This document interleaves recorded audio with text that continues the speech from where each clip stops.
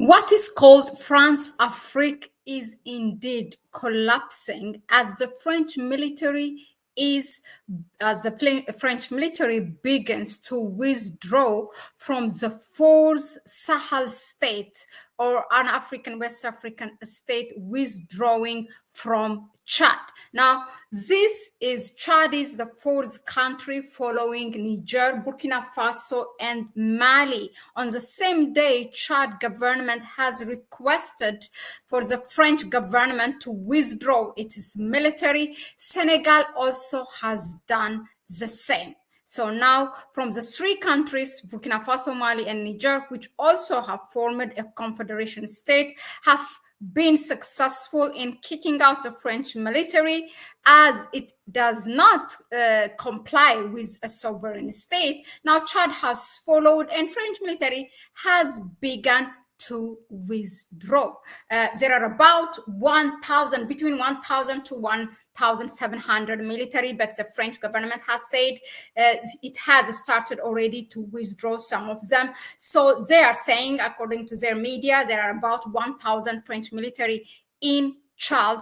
It's a Central African state, which used to be a former French colony. Now, Idriss Deby, the son of Idriss Deby, is now the president of Chad, who is the son of former president of Chad, and the country is more and more aligning with Russia and also the United Arab Emirates, mostly Russia, or to the global south, you can say, and Middle East, as opposed to the Western powers. The Chadian government has made it clear that this is not to cut diplomatic tie or any constructive bilateral relationship with this previous colonial power, but only ending this military cooperation with the French government, as it does not comply with being a sovereign state and having a foreign military in the country. We all know that some of the militaries that have been kicked out from Mali, Burkina Faso, and Niger have made their destination to Chad, and some of them to Cote d'Ivoire, some of them to Benin.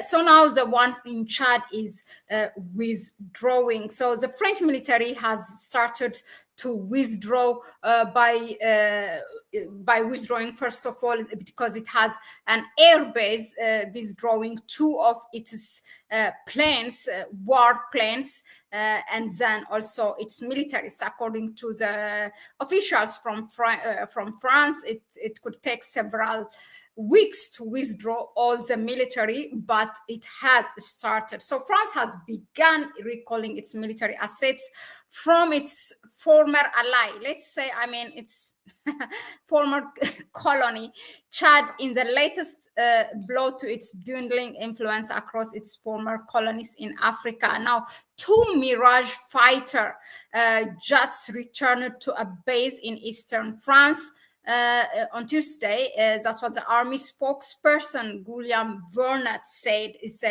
He said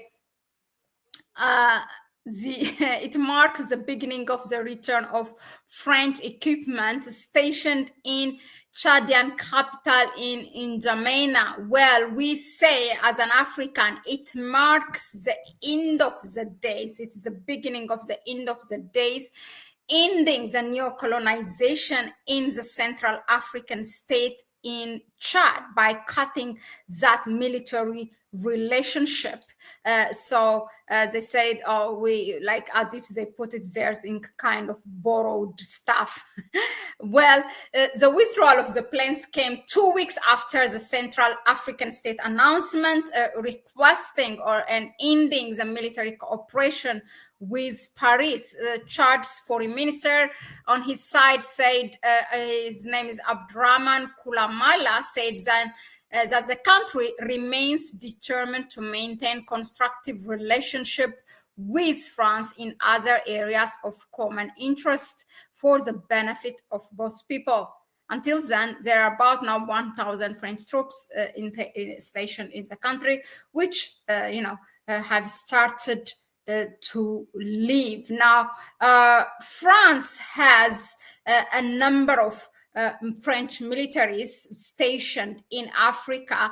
Like, for example, still they have in Cote d'Ivoire, Benin, in Togo, in other in Djibouti, Gabon, all those former French colonies. So they need to withdraw from those countries. But of course, this has to happen when the government, these African heads of states, governments request this. Otherwise, France will happily stay as it is, making sure protecting their business, ensuring that they continue to take the natural resources of the government, continue to brew more terrorism, narrative and terrorism attacks in those states, because that will allow them for their military to stay. It's not only France that is using this kind of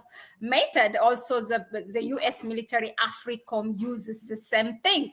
Even the Europeans, the German, I mean, who is not there? Ask me. As a European Union bloc, it has a military.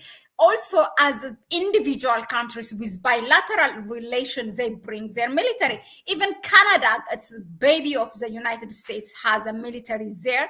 Australia has a military there. In Niger, there were many of them. And Italy has there. And European Union as EU as a bloc also has a military there. So it was actually, I was wondering, it's like these Sahel states are no man's land in Africa, in the continent, and this Western powers bring their military to control. I mean, there are governments. It's a sovereign state, for God's sake. But of course, that independence that has been granted by France when they got their independence at the end of 1950s and in the beginning of 1960s, it was all a fake independence because they have signed 11 components of colonial tax with these former French colonies. And one of those 11 components were to stick with the military pact, military agreement that will allow France to bring its military and station there. In Senegal alone, do you know that 2/3 of Dakar, the capital of Senegal, is actually occupied? Was it 1/3? 1/3 or 2/3? In any case, which is a lot and unacceptable, is occupied by the French military, the capital. Their airport, some of them, it's run by the French military. It's like their next country. And so one of those components forces those African countries who signed that colonial tax agreement to remain, to be loyal for that agreement, and also to train their militaries in France. There is no appointment of officials without the approval of France. Their business agreement even goes through, first of all, it will be France has the advantage or the privilege to sign or to get a business deal in taking out whether the natural resource of the country or bringing imports, processed products back to those African countries. France has all the big say, the privilege, other than any other country. It's only if only France say, no, I don't want, then that country is allowed to take and make a bid with other countries. I mean, this much it is tied up. And not even to speak about all other 9 components, which makes the country crippled, really not to be considered as a sovereign country. And to have a military and you call yourself a sovereign, that's something really unacceptable. I mean, tell me which African country has a military in France?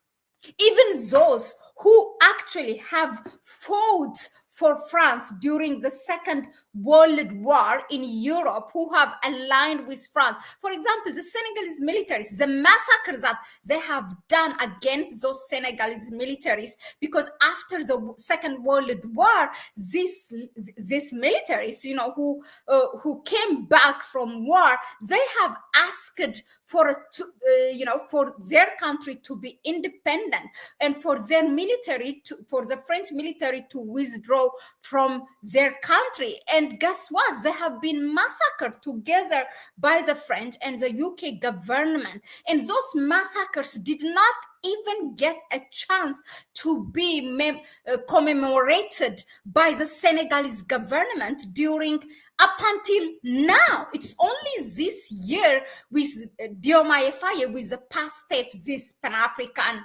supposedly ruling party led by Osman Sonko, came to power, and only then Senegal was allowed to commemorate publicly its military that has been massacred by the French government. And they were even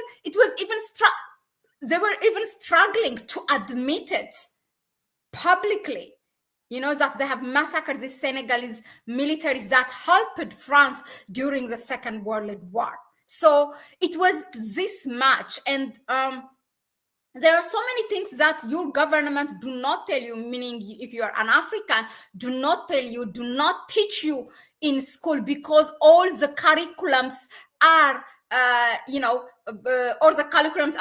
the academic curriculums are formulated by Europe, and for these French colonial colonies with France, and even the language. So there are a lot of things that we need to dig and teach our people.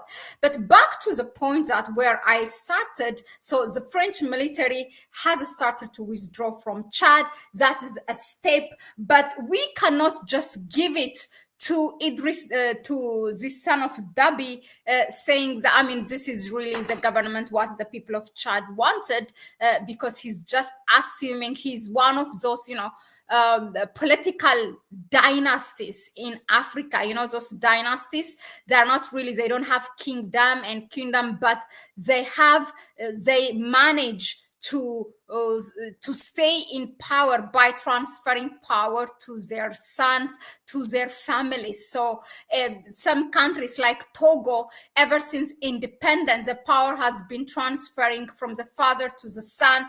And, for 40 years, more than 40 years, 50 years, only one family has been in power. So this is what's happening in Chad. So I really doubt if this is what the Chadian people want. But in terms of, ensuring that sovereignty of the country and kicking out the French military out of Chad is a first step.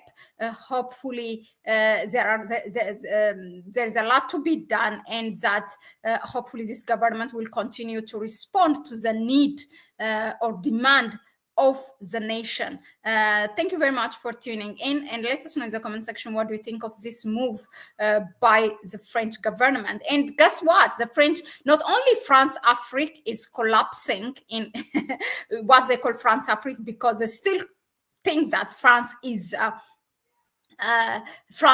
present and or controlling those countries, those African countries in the continent.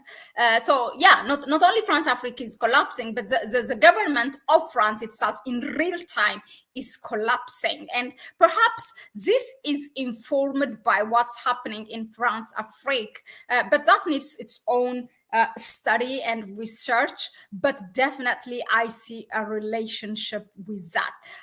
Well, yeah, let us know in the comment section, give it a like if you find it informative enough, and share the video with others. Please, you may support us. You can support us through our PayPal account. You can find it in the description section. That will help us to be here often and bring you the fresh reports with research-based analysis. Yeah, I will see you on the next one.